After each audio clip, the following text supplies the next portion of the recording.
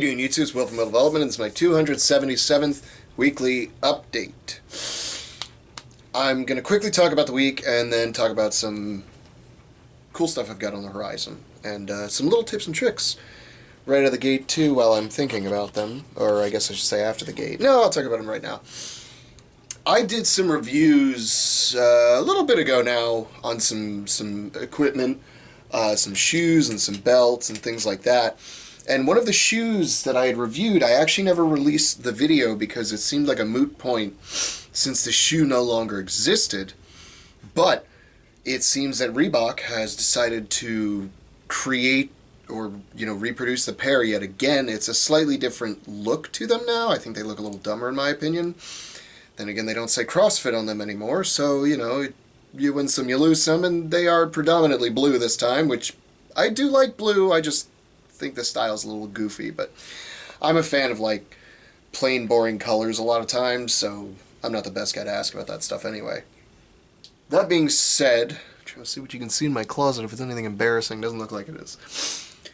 So that being said, I am going to actually go ahead and do that review and finally finish editing it and actually probably release it within the next couple months, being as that the shoe is released now, or I should say available again, which is exciting. I'm going to buy 3 pairs next paycheck because who knows if they're going to go away again, and I want them, and I'm not going to be without them again. I like them better than the Nobles. They're a little bit wider, way more grippier, and they just feel a little more, what's the word? Comfortable would be the wrong word. They just feel a little more secure in them, and I always have in them. I think they're an overall a little bit better shoe, and they're a little more flexible too, which I tend to like for moving events. Enough protection to where if you step on a rock it doesn't shatter your foot, but flexible enough to where you still have a good freedom of movement to really do those micro adjustments sometimes you'll need with certain movements. So anyway, that's out of the way now. This week went pretty good. I'll just go over the numbers. Again, I talked about this before, but the numbers you see in my 2 videos, those are my working sets that I do. They're essentially my back off sets that I do after my heavier set. So, keep that in mind when you're watching them, and you might be thinking, how come he's never lifting heavy? I am lifting heavy. Well, I guess the word would be heavier.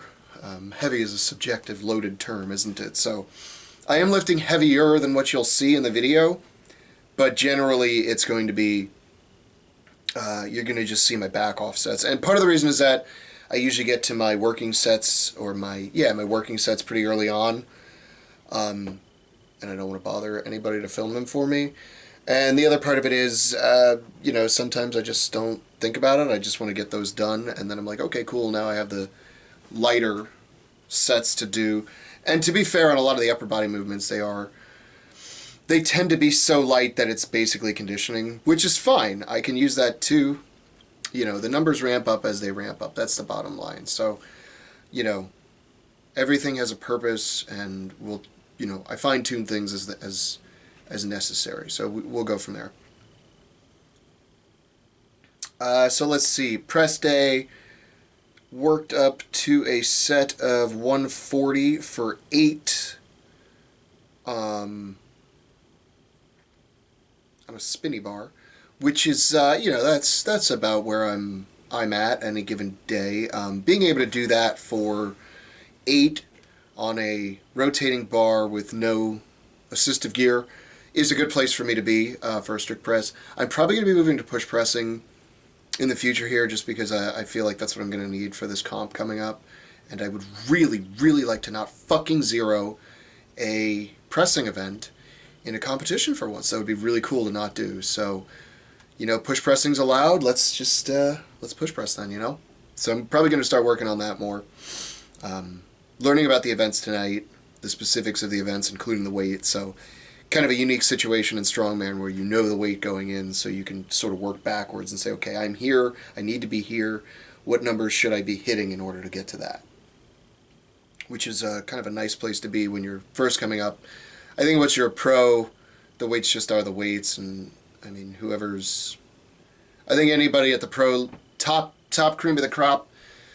I think it's a lot of it's. I wouldn't use the word luck, but I think whoever's coming in like none is probably the healthiest, and then very event dependent too, has a lot to do with whoever's winning at the very top level.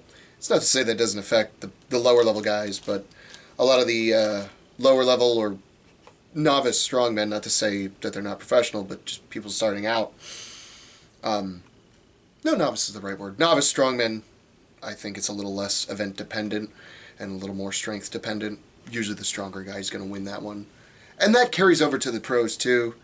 I'm just kind of spitballing here, but once you get to a certain level, everybody's around the same strength level. 1% difference is what wins and loses. Day 2, squats, worked up to a set of 10 225. That was pretty good. Ended up doing 155 for a set of 10 afterward, for some working sets. And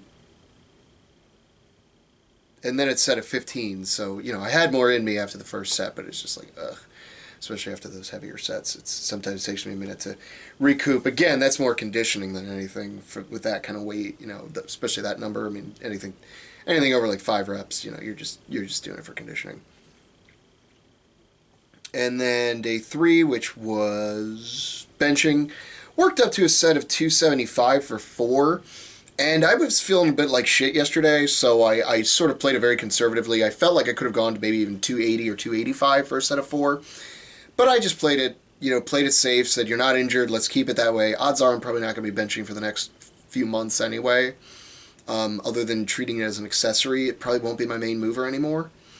So with that in mind, we'll be, I'll probably trade that out for a axle clean and press day or a log clean and press day or a log out of the rack day kind of thing. It all depends once I find out the details of the events.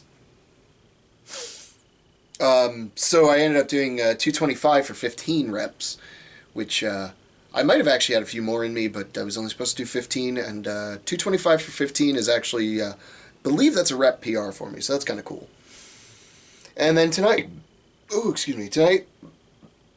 we had some axle deadlifts, worked up to a set of 6 at 320, which is good. That's a very good place for me to be.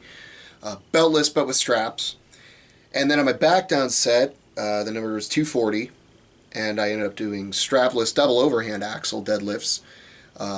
Managed my best set was a set of 5, but they ended up being almost like stiff leg deadlifts because that particular axle bar sucks. It has a bunch of concrete on it.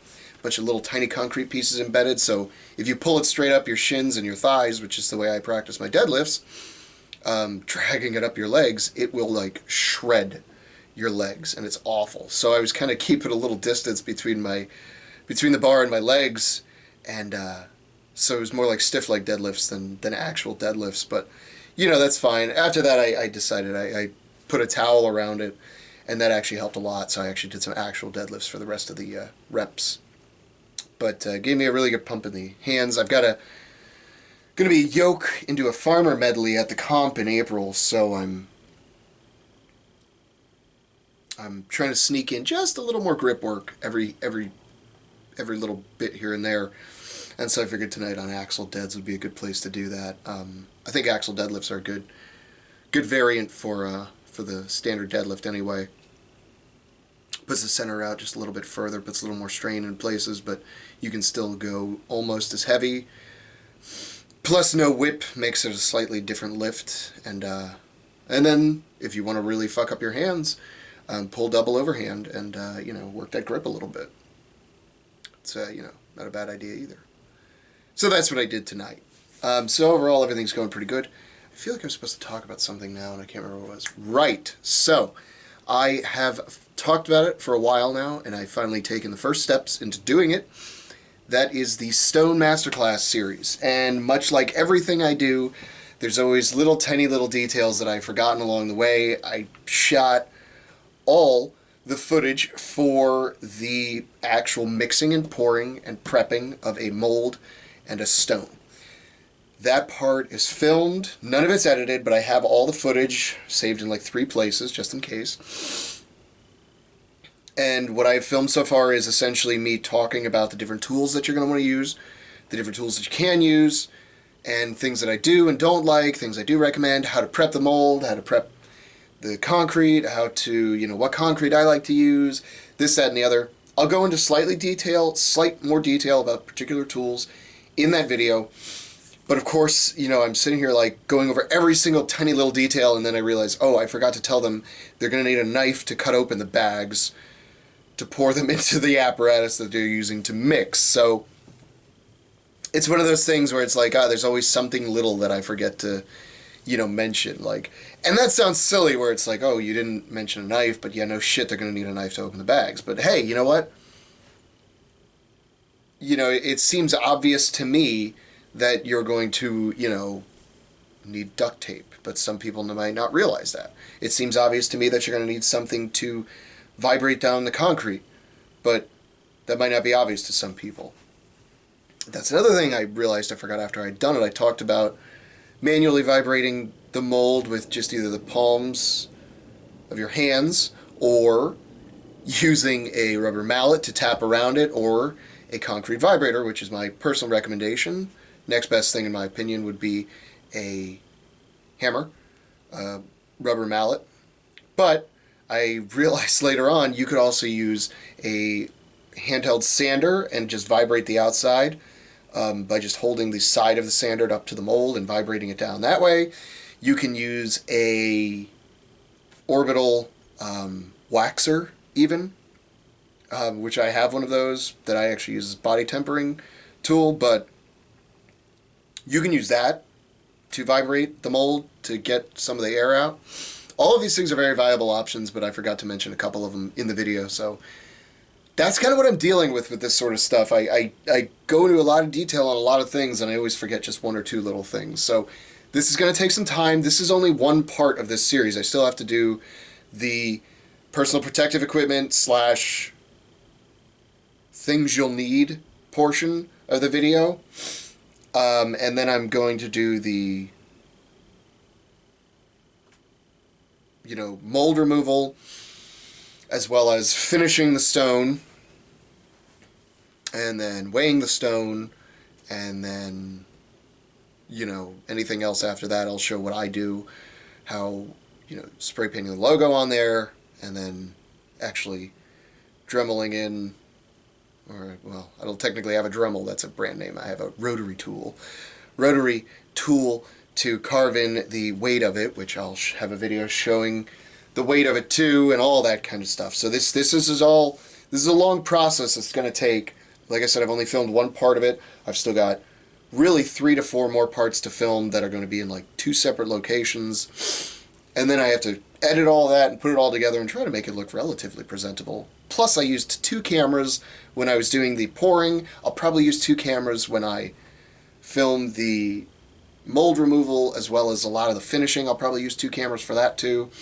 So that's a lot of footage for me to go over, and it's a lot of work for me to do. So bear with me. I've taken a very large step towards getting this series of videos done. And you know how I do. I'm going to release a bunch of separate videos that are, 10 to 15 minutes apiece, and then I'll release the gigantic, 2-hour one. For anybody that wants to sit there and probably do the nice thing and do timestamps on that too. So with that in mind, look forward to the new stone videos. Wish me luck in training. I need it. No falls this week. And specificity king. Specificity is king. If you don't keep that in mind, then what's your excuse?